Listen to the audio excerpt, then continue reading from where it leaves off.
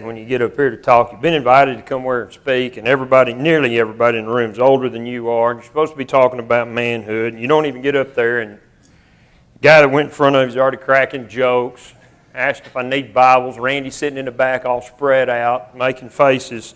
Thanks a whole lot. You're welcome. See, here we go.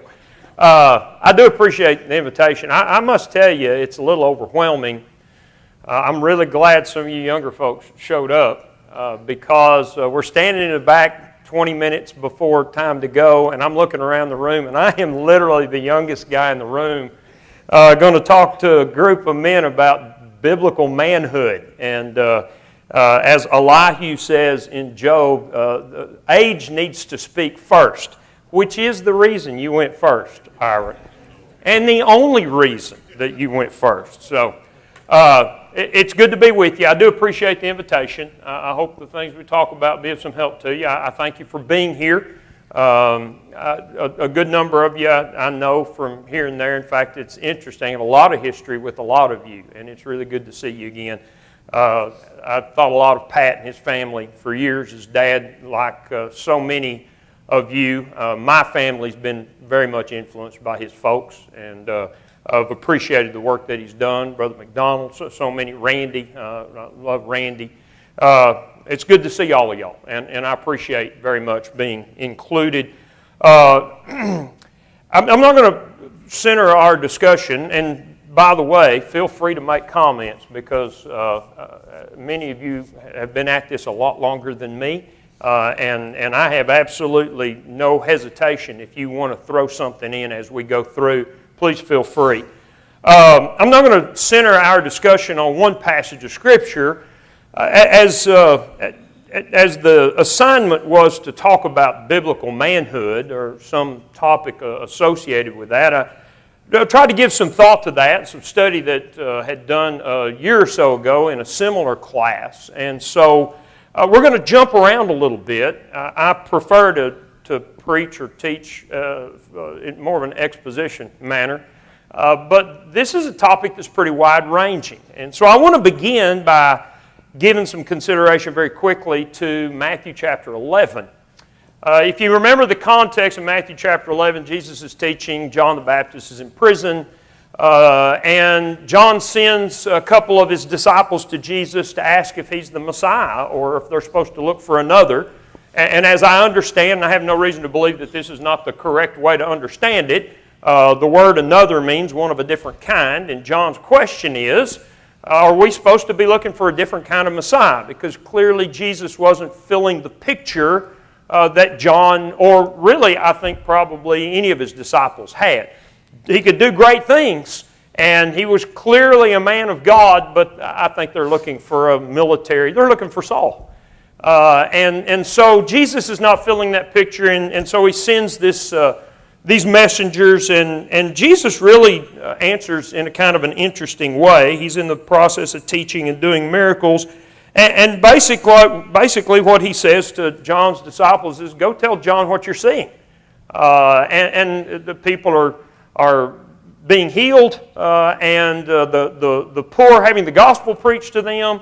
And essentially what he tells John is, go check your Old Testament references and see if I do not fulfill the demands of the Messiah. What's interesting about that is what happens next, and that's what I want to draw your attention to. As John's disciples depart, Jesus, I think, kind of makes a defense of John. I think the reason is because John, as Jesus' really only human witness to his identity. And the people have great confidence in John the Baptist. And Jesus doesn't want them to lose their confidence in John the Baptist because John is important to the work of Jesus. And so in verse 7, Jesus began to say to the multitudes, what did you go out in the wilderness to see? A reed shaken by the wind? But what did you go out to see? A man clothed in soft garments? Indeed, those who wear soft clothing are in kings' houses. What did you go out to see? A prophet? Yes, I say to you, more than a prophet. And then he goes on with his defense. Have you ever thought about the way Jesus portrays John to the multitude? What Jesus says is, this is not a vacillating man. This is not some weak-kneed man. This is not, I was already introduced politics. This is not a politician.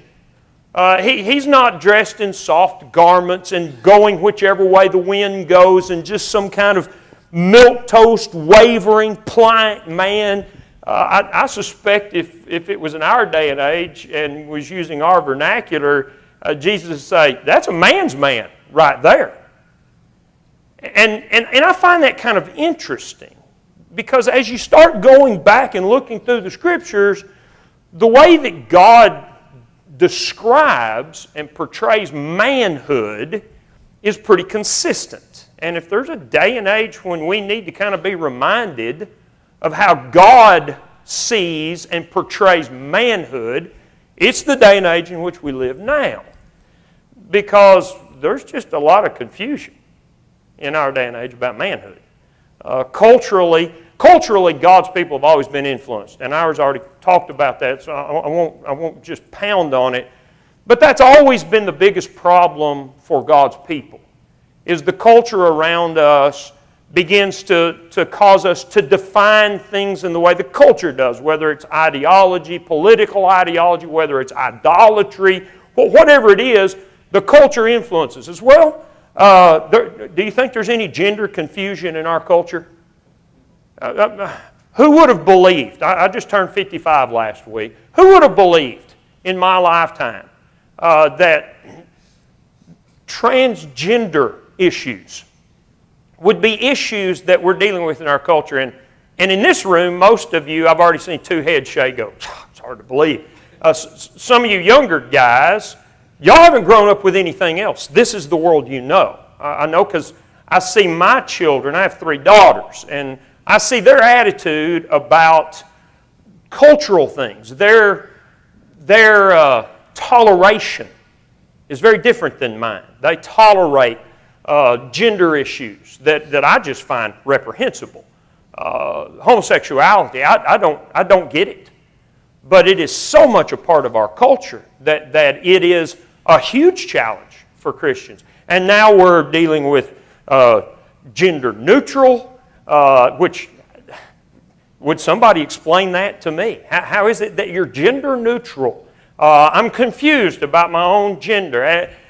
And I think all this, in many ways, and I think probably many of you would agree, has grown out of what's happened in our culture probably in the last 50 years.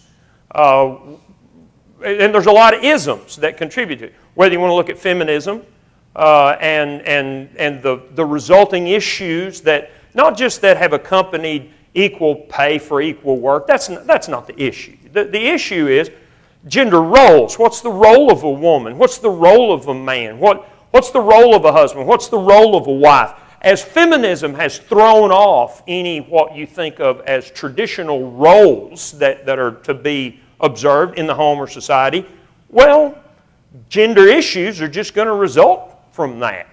I would say the same is true in regards to things like temporality and materialism.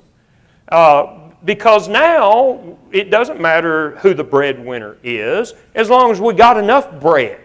And when suddenly there's not leadership and there's not one doing the providing and the other doing the nurturing within a relationship, the roles become confused. Don't think for a minute that materialism doesn't contribute to that.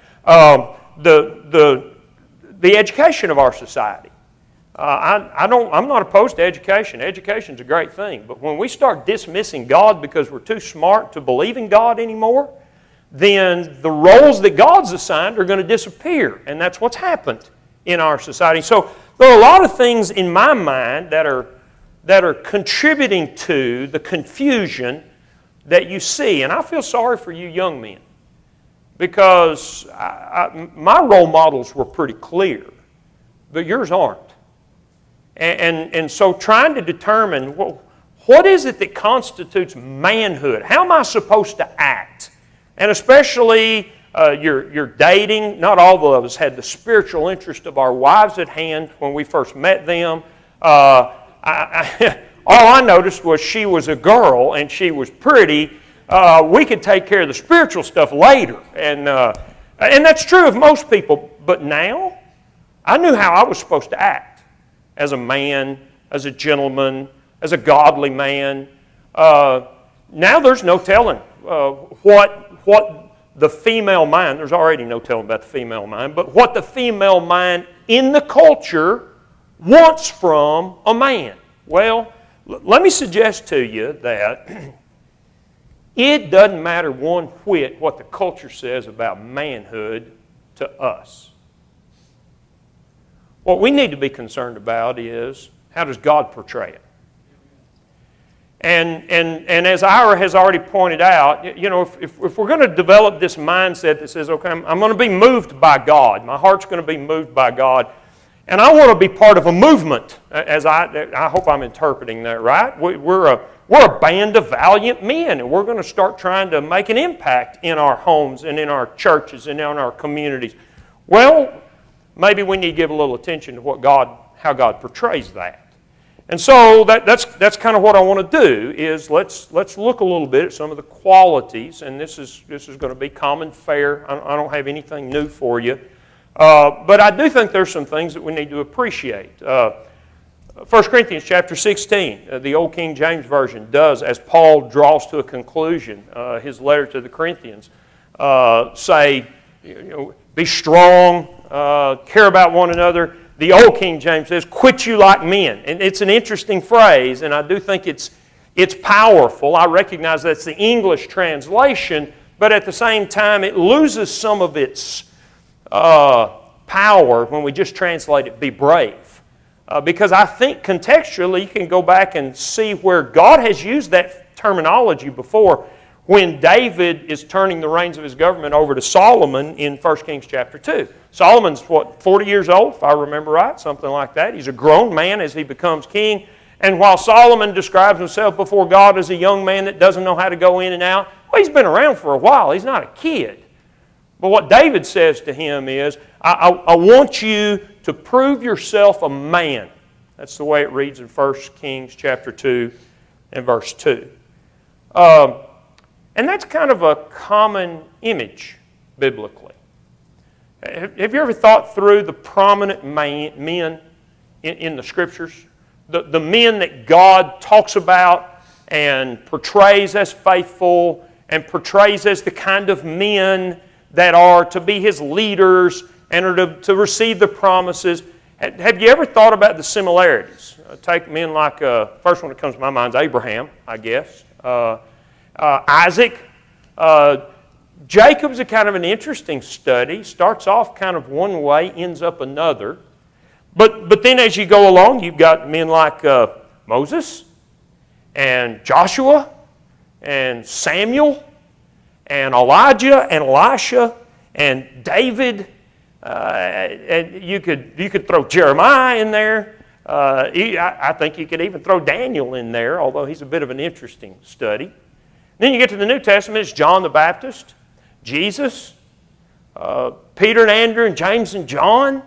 What do all those guys have in common? Well, they received the promises, they were godly men. But you think about it. If you were to describe those men from a physical standpoint, how would you describe them? It's not rhetorical. How would you describe them? Strong? Committed? Think in terms of physical. Ordinary?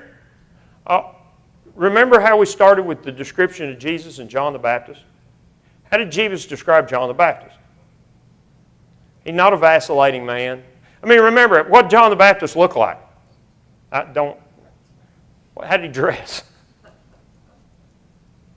Yeah, he's a prophet. He's living in the wilderness. You know, he's on a life camp out. He's not a city guy. He's not a weak guy. This is a man that's resilient. This is a man that can take care of himself. This is a man's man. Have you ever thought of how many of God's people are described that way? You know, Abraham, when Lot got taken by the confederation of kings, Abraham gets his 3 other servants and he goes and defeats an army. Samuel, when Saul doesn't kill all of the Amalekites like he was supposed to, Saul's the one that takes King Agag, and the passage says, hacked him into pieces before the Lord. These are manly, the way we would describe it, manly men. Do you see that, or am I making that up in my own mind? If you don't get that, but think it through. Do you see that? I mean, here's David. He's fighting battles. Do you see that? And I find that kind of interesting in David's rule. You know who are you familiar with David's mighty men as you read through the Old Testament? In all the Old Testament, of all the kings and all the things that happened over 1,000 years of rule, only one time does God describe the men around the king other than the terminology that Ira just mentioned. And it's David's mighty men. It's a curious section in the Scripture. Oh, there's two of them standing in the field, one of them with David, and they're defending God's people against the Philistines, and they kill a couple hundred, just the two of them. And the chief three, they're over here killing 100 men at a time, and they're going down in pits, and they're killing lions, and they're defeating lion-like soldiers from Moab, and they're killing Egyptian giants. And yeah, why does God even put that stuff in there? Well, it occurs to me that as you read through this story, the whole Bible story, you keep running into the same kind of men who are extolled from a physical standpoint. They are truly mighty men. And what I want to propose to you is that, like so many things that God does, very often when He portrays things from a physical standpoint, there is a spiritual kind of fulfillment or typology. You get to the New Testament, how does God describe a godly man? Let's take the Beatitudes. How does God describe a citizen of the kingdom of heaven, a godly man? What do the Beatitudes tell us? They have to be what? Meek, peacemakers, merciful, hungering and thirsting after righteousness. Right? And then you take that and say, let's go over to Ephesians 4 and 5 or Colossians chapter 3, the man of God. He's not to use profane language. He's to edify others. He's not to steal, but he's to work hard. He's not to give himself to all kinds of immorality. And then you add to the fruit of the Spirit in Galatians 5, or I would offer as a parallel 2 Peter chapter 1, add to your faith virtue and knowledge and temperance and patience and godliness and brotherly kindness and love and joy and goodness. And it's almost as if, and I think this is the way society often portrays it, that the New Testament Christian is kind of a mild-mannered, gentle, non-confrontational, milquetoast kind of individual.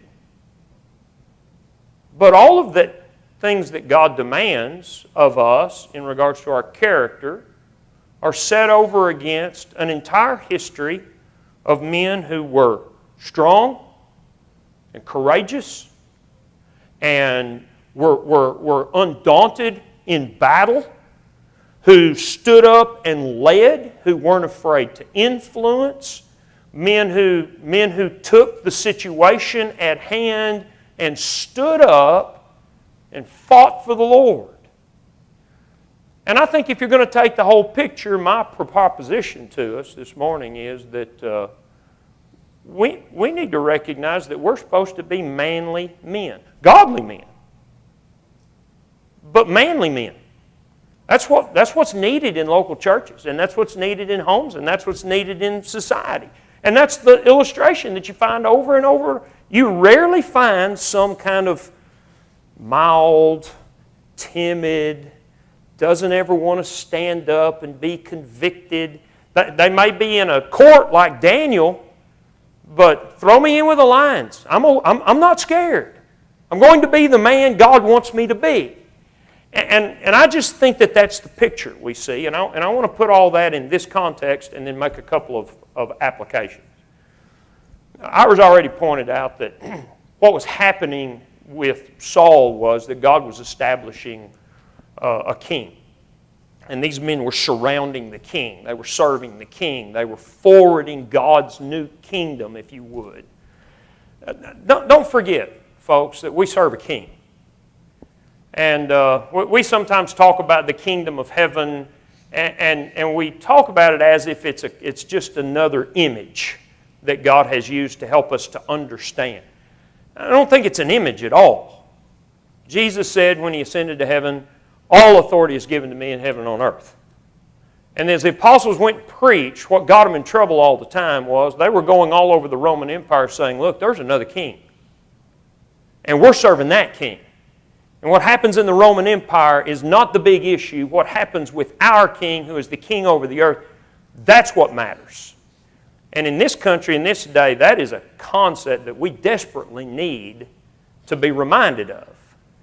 And we are the sons of the king. Everybody in this room that's a Christian, we are the children of the king. We are the royal family. And again, I don't offer that as an image. I believe literally that is true. And I think it's very biblically justified. So, how are we to present ourselves?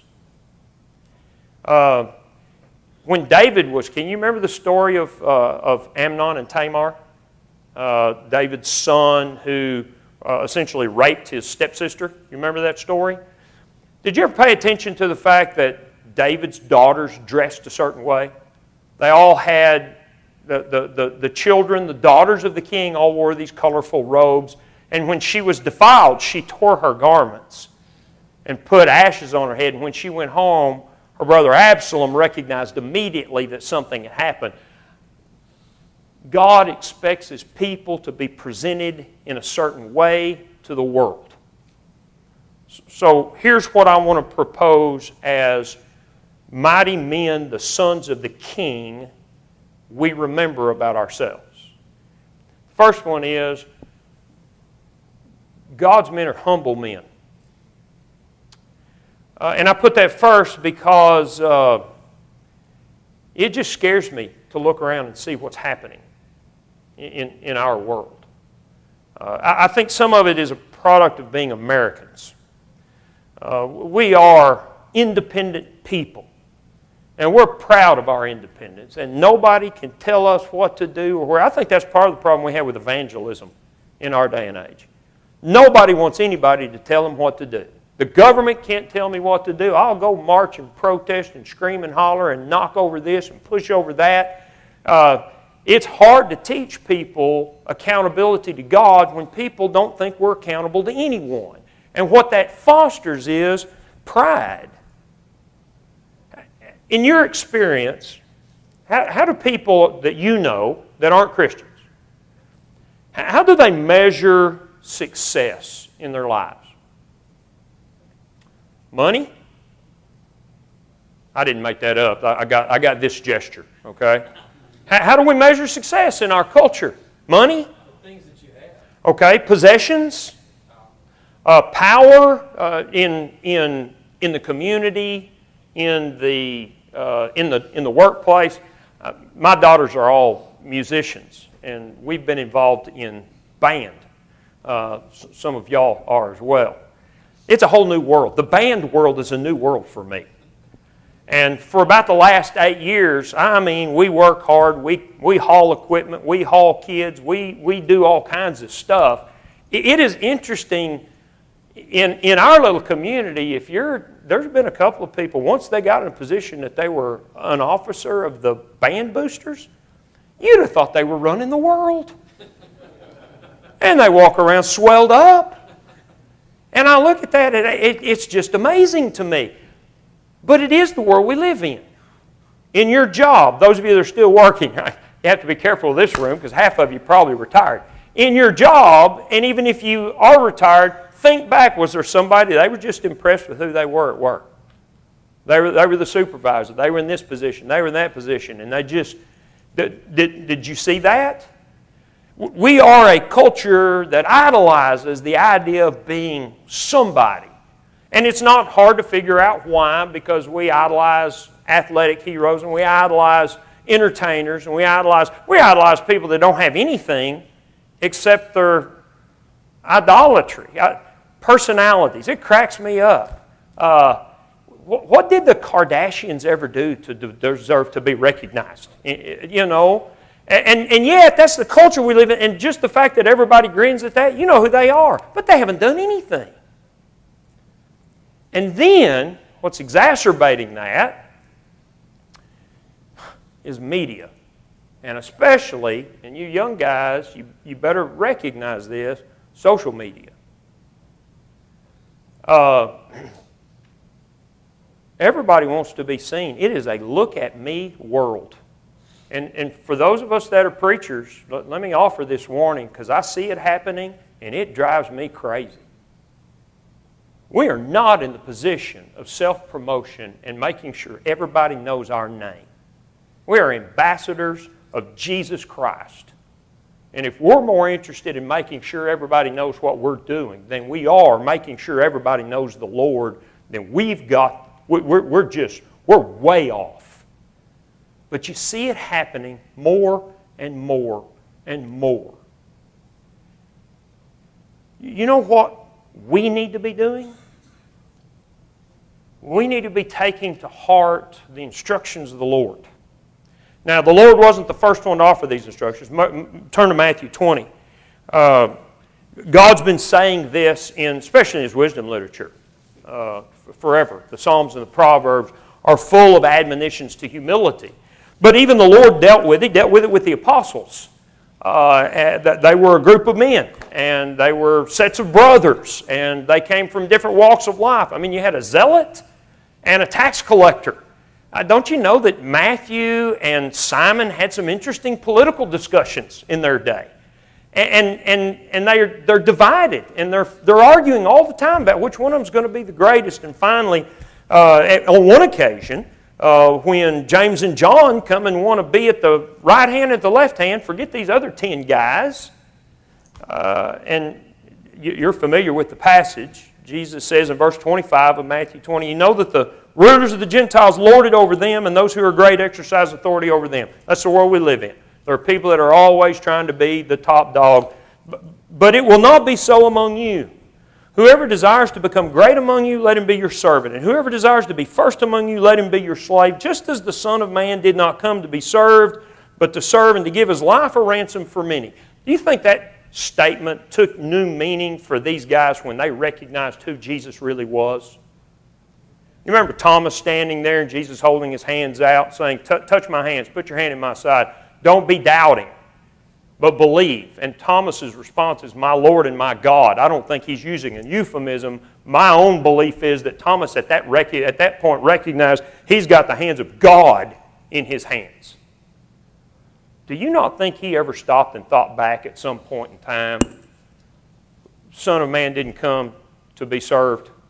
This is the King of the universe. This is the Creator. I didn't come to be served. I came to serve, and that's who you are. I know it made an impression on Paul. Turn to Philippians chapter 2.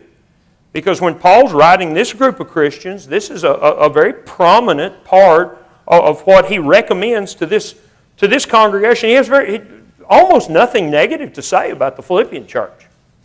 But you know, one thing he does remind them of is our place. If there's any consolation, Philippians 2, verse 1, any consolation in Christ, any comfort of love, any fellowship of the Spirit, any affection and mercy, fulfill my joy by being like-minded.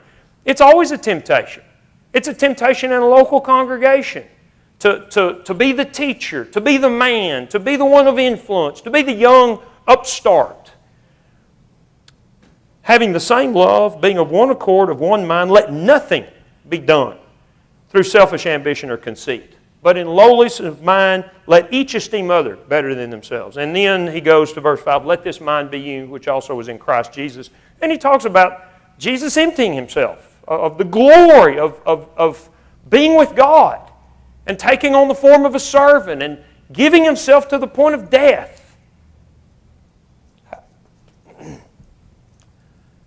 Bible men, sons of the King, we're not impressed with who we are. We're impressed with who we serve. We're not impressed with what we can do. We're impressed with what He can do with us. In 1 Samuel chapter 22, when David, it's 2 Samuel, David has completed kind of his military domination of all the nations around him. That's what Samuel, that chapter starts with, when David had defeated all of his enemies. You have the writer of Samuel quoting the 18th Psalm, which is a psalm David wrote. And it's a long psalm. I'm not going to read it all, but I do want to read a part of it. So you can either turn to 2 Samuel 22 or you can turn to Psalm 18. And I want you to listen to what David says. Now, I don't know about you, but David's a pretty impressive guy. He kills Goliath. He's the one standing next to one of his mighty men in the field of barley, defeating the whole Philistine army when everybody else turns tail and runs. It's David and one of his mighty men that are standing there. David was impressive. And yet David says, Psalm 18, I'll begin reading in verse 25. With the merciful you show yourself merciful. He's praising God in a time of despair. With a blameless man, you'll show yourself blameless. With the pure, you show yourself pure. With the devious, you show yourself shrewd. You will save the humble people, but will bring down haughty looks.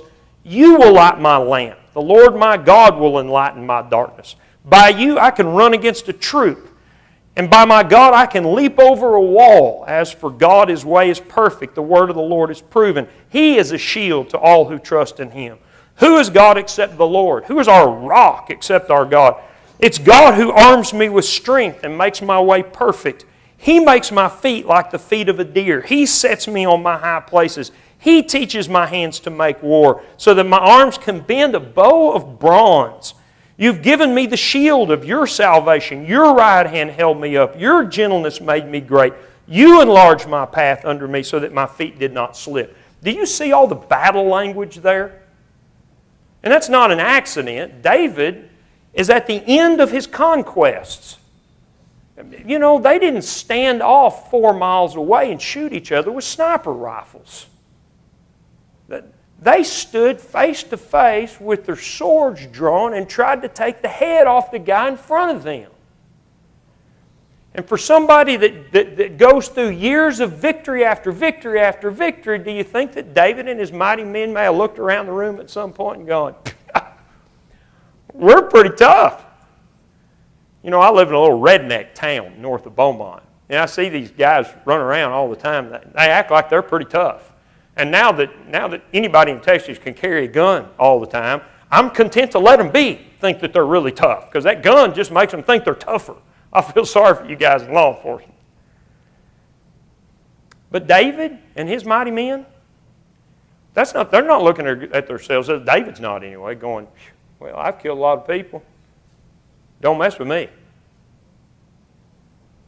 David said, the only reason that I can stand up, and I think he's meaning in battle, and my feet don't go out from under me. And the only reason I can run as fast as a deer and chase down any enemy that runs, the only reason I can draw a bow of bronze, the only reason I can jump over a wall, and the only reason I can swing a sword is because of my God.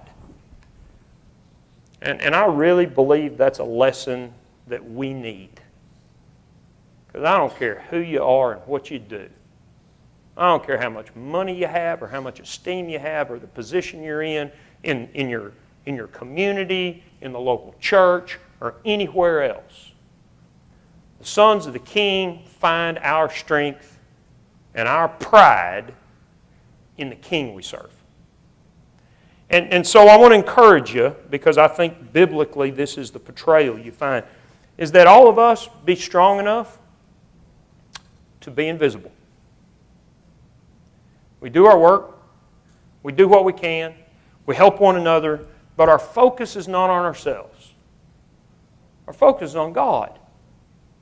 And when our focus is on God and God's work and God's people, and not whether anybody knows me or anything I've done, then what happens is I find a lot more courage, because I'm not worried about my reputation. I'm just worried about God's work.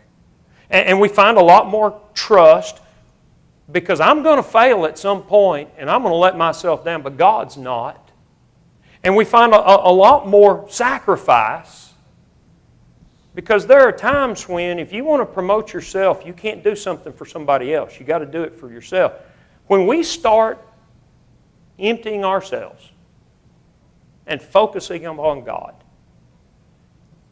then these other qualities I'm about to mention, they're going to come in time. In 2 Samuel chapter 10, there's an interesting little story about Joab, about David's captain. David's kingdom is threatened because of a misunderstanding with the Ammonites. The king of the Ammonites dies. He had been kind to David when David is running from Saul, and so he sends an envoy to show his sympathy. And if you remember, the son, the new king, disgraces David's envoy and sends him back, and then goes out and hires an army of the Syrians. So David dispatches the army. And when they get there, what they realize is they walk into an ambush, and I think it's the Ammonites are in front of the city, and the Syrian mercenaries are behind them. And so, against all battle tactics, they divide their forces. And basically, what Joab says is, you go over here, and if you need us, holler at us, and we'll go over here. But when he finishes, his encouragement is, be strong and courageous. Be strong for our people and for our cities. And that's impressive to me, because Joab doesn't have a grand reputation biblically, but at that moment, it wasn't his glory he was worried about. He was worried about his people. So that's my recommendation, number one. Nothing that we do is about us. Everything we do is about God. So second observation I would make is that these people that you find that are manly men, God's men, successful men, people God used, they're courageous people. I want to go back to the Old Testament story that Ira mentioned a moment ago. You remember when they went in and took the promised land? And if you want to turn to it, in fact, why don't you just go ahead, turn over to Joshua chapter 12 right quick. Not going to read big sections from here, but I want you to kind of follow. I want you to kind of follow the story along with me. God sends the children of Israel into the promised land, and He really only details a couple of battles. He details the success at Jericho, and then the failure, and then success at Ai. And after that, there's the battle with over the Gibeonites. And after that, it's just kind of a summation of the southern campaign and the northern campaign. Well, when you get to Joshua 12, he basically summarizes the victories and the 31 kings of the big cities that they defeated. Now, I want you to appreciate how that happened. They went over en masse as an army. And they marched up and down Canaan, the promised land, as an army. And everybody that got in the way, they defeated. And the people that united themselves, like the northern kings, confederated themselves, they defeated them too. And it must have been a fairly sizable army. Chapter 4 tells us when they went over to go into the land that there were 40,000 soldiers just from Reuben, Gad, Manasseh, half the tribe of Manasseh. So if you multiply that out, there's 9 more tribes, divide them into 3s and 1/2, and you've got something like, 40, 80, 100, maybe 160 to 200,000 man army. That's a big army in that day and age. And they just march through the land. And of course, we understand God's with them, but they defeat everybody that stands against them. And then when you get to chapter 13, you start seeing the tribal divisions. Judah takes this area, and Ephraim and Manasseh take this area, and he goes through all the tribes, and here's where they are. What's interesting is, in chapter 15 and 16 and 17, all 3 of those chapters, as you get to the end of the description of the dividing of the land, of the inheritance, the statement is made, this tribe didn't destroy all the Canaanites, whichever ones it was. Either they didn't run the Jebusites out of Jerusalem, or they didn't run some of the people out of the mountains of Ephraim. And that's said over and over. And then when you get to Judges chapter 1, there is a summation where almost every one of the 12 tribes, or it would have been 11 because the Levites didn't have their own land, is described as having left the Canaanites in the land. Have you ever thought about how that played out? You know, when there's 200,000 people and you're one of them, and here's this city, let's go fight this city. Look what God did at Jericho. They're already afraid of us. And so when the charge is blown, you can step out and charge. But now I get sent to my inheritance, and I've got a little old piece of land on the side of a hill up here. And there's a couple of local Canaanites that live close to me. And the job's not finished. And God says it over and over. I'm going to give you the land a little at a time, but I want you to utterly wipe them out. If you don't utterly wipe them out, it's going to come back and haunt you. Have you ever stopped and considered that part of utterly wiping them out became an individual responsibility? They didn't kill everybody as an army. They took all the major cities. They took all of the economy away. They took all of the nationalistic fervor away. They took away the Canaanites' ability to band together. But if they were going to utterly destroy them, it was ultimately going to have to come down to, if I've got 5 acres that have been given to me and there's a Canaanite on it, guess whose job it is now to finish the job?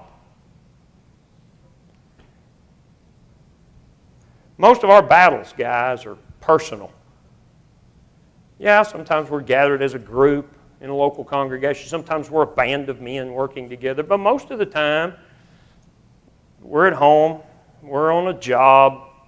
We're sitting at the football game. We're doing whatever we do.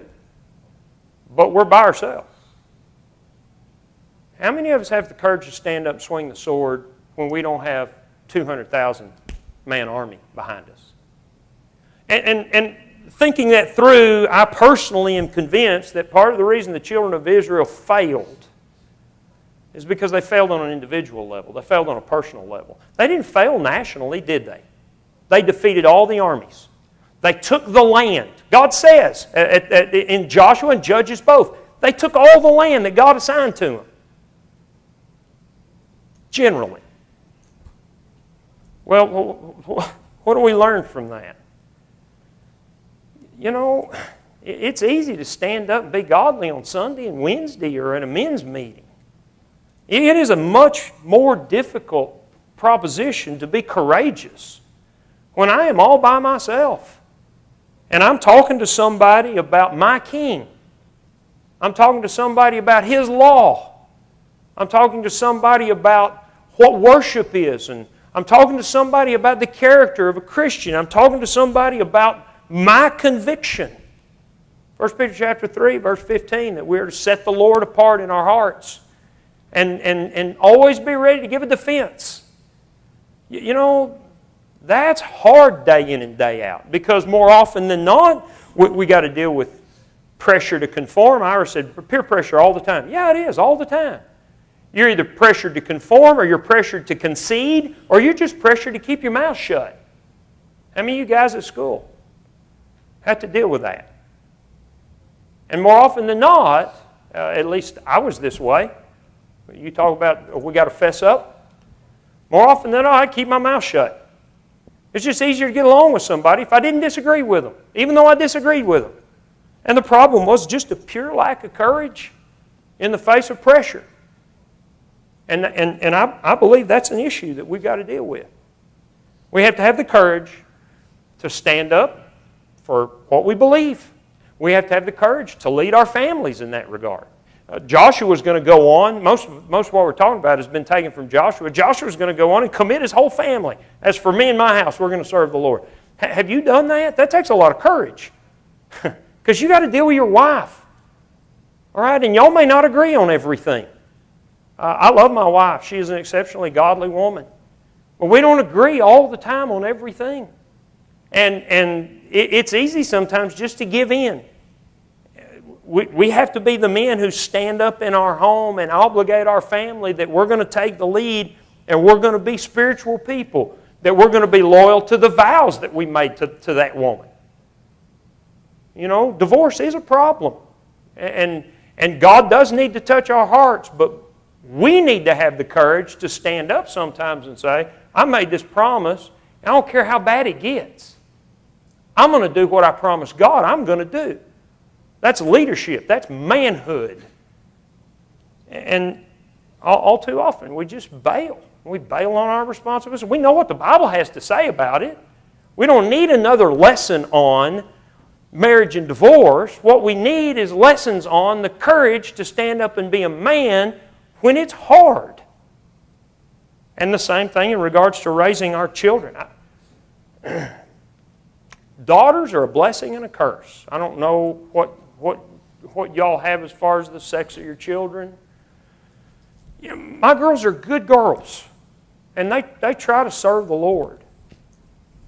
But we have the same discussions over and over about what constitutes modesty.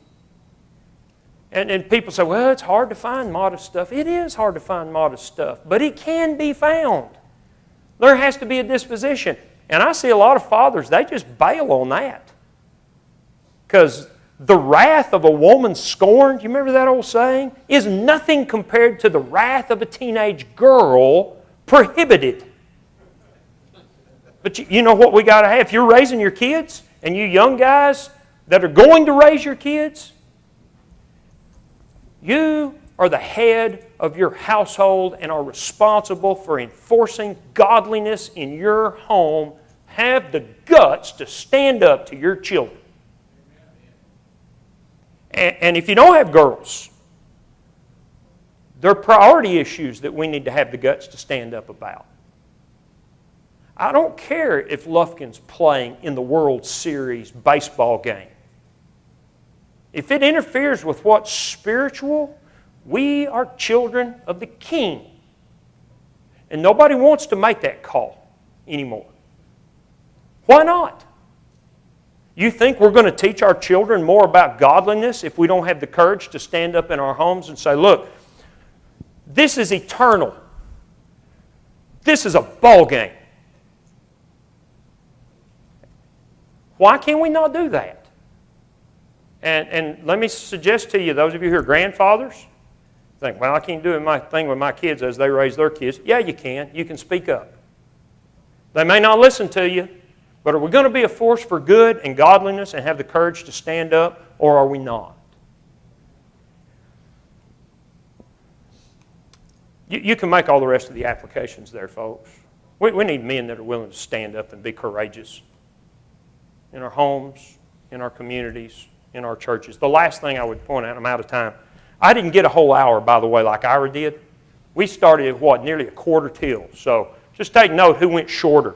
The last thing I want to mention to you, and this may be the hardest. Remember, both of these grow out of, in my opinion, humility.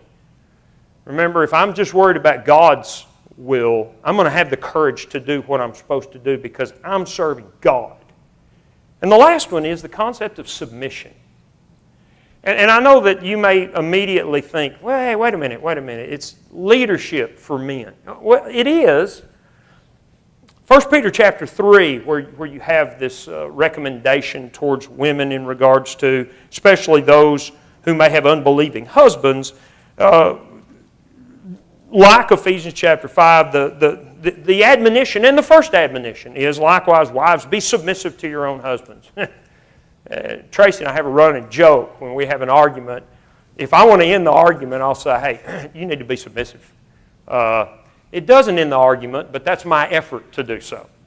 Well, I'm going to tell you what's interesting about that. Most of you, I'm sure, probably understand the word. You've heard a million word studies. This means to rank under. It's a military term. Have you ever noticed that when he gets to the men, he doesn't say much to the husbands? But he does in verse 7 say, likewise, you husbands, dwell with them with understanding, giving honor to the wife as the weaker vessel. Men can almost look at that as like, yeah, I've got this all figured out. She's the weaker vessel. I'm running this show. Have you ever paid attention to what likewise means? I would propose to you that every instruction he gives about character and attitude to the woman is included in the term likewise. In like way. And one of those terms, and Peter actually goes on in chapter 5 to make this point. Well, one of those concepts is the concept of submission. In chapter 5, he says, likewise, you younger people, submit yourselves to your elders, which is why I didn't argue with Ira about who was going first today. Younger, be submissive to your elders. Yes, all of you be submissive to one another and be clothed in humility. There's the connection that we've already made. Do we understand what that concept really involves? Even if you go back to Ephesians chapter 5 and you talk about husbands and wives, we understand the husband is the head of the wife and we are to love our wife. So, okay, well, our job is to love and her job is to submit. Do you understand what leadership is? Leadership is submitting yourselves to the needs of those that you are leading. Headship is a burden. It is a responsibility.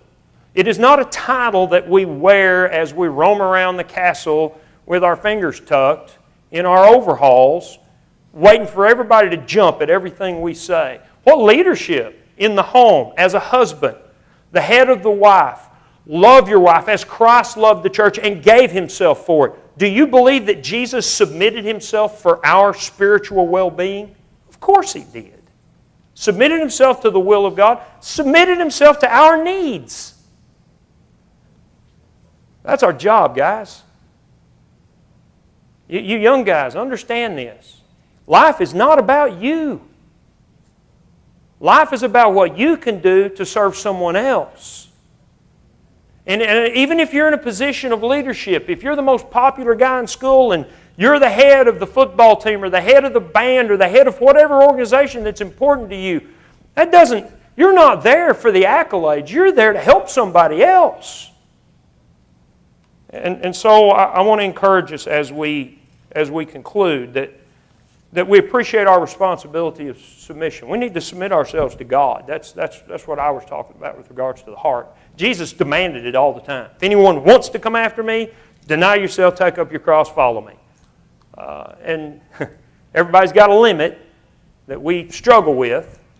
Okay, we got to get rid of the limits. Whatever the Lord tells us to do, we're going to do because we've submitted ourselves to Him. And while we're in the act of submission, let's submit ourselves to God's people.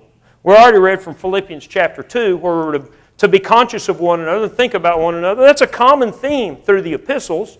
Ephesians 4, God gave some to be apostles and prophets and evangelists and pastors and teachers for the work of edifying, for the work of ministry, for the edifying of the body of Christ. We are all here to help each other be godly, to come to the measure of the stature of the fullness of Christ. So I'm going to ask you a very pointed question about you and your local spiritual family. What are you doing to help someone else be godly? Because that's what local church work is. It's not spectatorship. Let's go hear this dynamic speaker so we walk off and be impressed with the sermon. What local congregational activity is all about. Romans 12, 1 Corinthians 12, 13, and 14, Ephesians chapter 4. Is I take whatever I can give. If I'm an encourager, I need to be encouraging everybody. If I'm one of these people that I can do anything, just don't put me in a position of leadership, well, get to doing something. If you're really good at leading others and you have that gift, then develop that talent so you can lead God's people. If you're a teacher, if you're a preacher, whatever, what are you doing for somebody else in your local congregation? And then expand that because the Lord does. What are you doing to help in this world? Whether you want to talk about evangelism or just stopping on the side of the road in a rainstorm and helping somebody change a tire because you're a son of the King. Why would you do that? Because I serve God. And that's who we are. And that's why we're here. Salt of the earth, light of the world, whatever passage you want to turn to. The Good Samaritan, that we show mercy and compassion. Whether you want to talk about James chapter 1 and faith and works and don't tell me you have faith when you won't give somebody the very necessities of life. You can go to the greatest commandment, love the Lord your God, and the second is likened to it, love your neighbor as yourself, or the one that is the epitome to me is the judgment scene in Matthew chapter 25 when Jesus said, I was hungry and you gave me something to eat, and I was thirsty and you gave me something to drink. We argue a lot. Is he talking about Christians? What difference does that make? if you're of a mind that's helping folks, you're not going to stop and say, you're hungry, I've got food. Are you a Christian? No. That's not the way you're going to approach that. But I'm going to tell you, folks, that takes some submission. It takes a mind giving yourself to the needs of others. The way I see the Bible, and my wife tells me I think wrong, so you may disagree when we're all done. I see God portraying men a certain way over and over and over in the Scriptures. They're godly men. They're humble men. They're the meekest man in all the earth, Moses. They are David, a man after God's own heart. But they're also strong men. And they're powerful men. And they wield swords and they slay giants and they turn to flight the armies of the wicked. And they stand up when they think they're the only one left. Yeah, Elijah got depressed and ran off to the mountains. But you know what? God said, get your robe up and go back there. And he did. 7,000 people wasn't very much, by the way. We think of 7,000. Oh, man, there's still 7,000 people. Elijah didn't know who they were. He goes back not knowing who's still serving the Lord, but he goes to serve the Lord. You think that doesn't take some guts? For Jeremiah to stand up to those kings when any of them could take his head off, knowing he's going to be thrown in a miry pit and telling them the message of God? For Jesus to submit himself and live every day of his life dealing with temptation, knowing if he just failed one time, it was all in vain. Not because of his glory, but because of our salvation, which ultimately results in his glory. But he wasn't doing it for him. He was doing it for us. We need some strong men to stand up in this world where everybody is so confused about what manhood is. And we need to take these examples, and we need to be humble, and we need to be courageous, and we need to submit ourselves, and we need to go make a difference. And that's the way I see that. I hope that I'll give you something to think about. Any questions? I hate to say this. Any questions or comments before we're finished this morning? Good for you. That way I don't have to answer your questions. So thanks for the opportunity to be with you this morning. I really appreciate it. It's been really, really good 2 hours. I tell you what, it's total benefit to me. And I hope you've appreciated it. I hope it's been good for you. Hope you've enjoyed it and walk away from this and think, I learned a lot. Today I was challenged. Matter of fact, when I'm sitting back thinking, I need to get the recordings on this and I need to listen to this some more and think about it some more. We've been admonished in both of these sessions, and it's been a big help. Thanks to both of these good men for coming our way, for Ira and for Russ, and for the time they've spent with us. We just keep going on all that, but we better draw it to a close. Anything else anybody has? Any announcement, anything you want to say? Jeff was real good to remember this in his prayer.